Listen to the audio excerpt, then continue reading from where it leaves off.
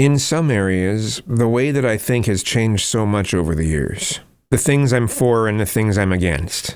I mean, I'm still for universal health care, tackling mental health, housing the homeless, equality of opportunity, judging by merit, class reductionism, a living wage, equal rights for all, a progressive tax system, clean air and water, making it easier and less expensive, far less expensive to become a legal citizen, and very, very difficult to come here illegally. I think most of the changes in my thinking are regarding social issues. It wasn't that many years ago that I considered myself an anti-traditionalist. Someone recently, like yesterday, made a comment about an old video that I had made about the subject, rightfully putting me down for some of the views that I had at the time. I rewatched the video and told them, no, I don't think like that anymore. I mean, I'm not currently a traditionalist, but I'm also not an anti-traditionalist either.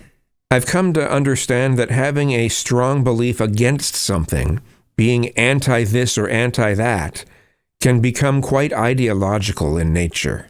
You know, and to its extremes, it can become just as bad as whatever it is you're against. I mean, it's fine to be against certain things, but making it your identity, it's not a good thing. What probably changed me the most is fully realizing that there is no such thing as a perfect system or systems. Hierarchies will always exist, and one needs to figure out where they reside in that hierarchy, and then try to work within it to give the best life that you can under those rules. We can bring out the worst in the systems that we're under, we can bring out the best in the systems that we're under, or we can be somewhere in the middle. And with this realization made me just try to push for harm reduction for the entire population.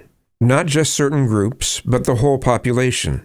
Acknowledge the systems and their harms, and then try to work at making things better for everyone. When it comes to white supremacy, sure, there are actual white supremacists out there, but they're very few. They're very limited, thankfully. But in recent years, when people say white supremacy, they're usually talking about systems.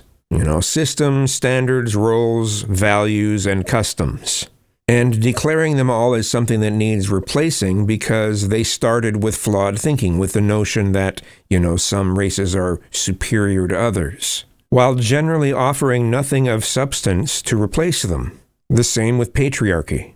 Virtually nobody, I mean particularly nobody of any worth anyway, is pushing the notion that a woman's place is in the kitchen, and that a woman shouldn't have an education. But in recent years, it's all about dismantling the shell of what is left of patriarchy without something coherent to replace it. I mean, you want to see actual patriarchy?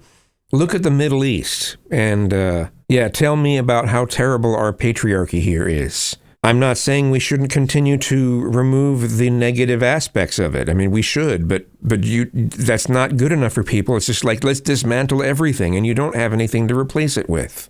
And you can't say that, oh, we replace it with nothing. It's just like, no, there's always going to be a hierarchy. There's always going to be systems.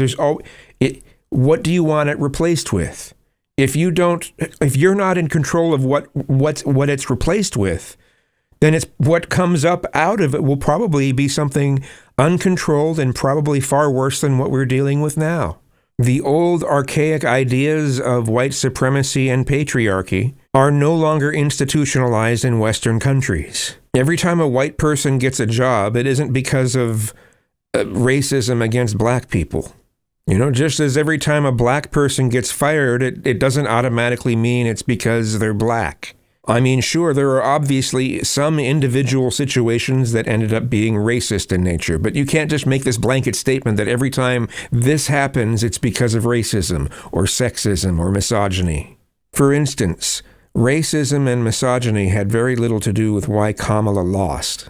To me, it's more like American Idol auditions, where someone got told by all their friends and their family, oh, that you sound so great. You should try out for American Idol.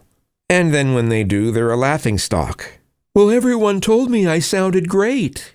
Kamala is a terrible orator, and every time she speaks without a teleprompter, she speaks in catchphrases and repetitive word salads.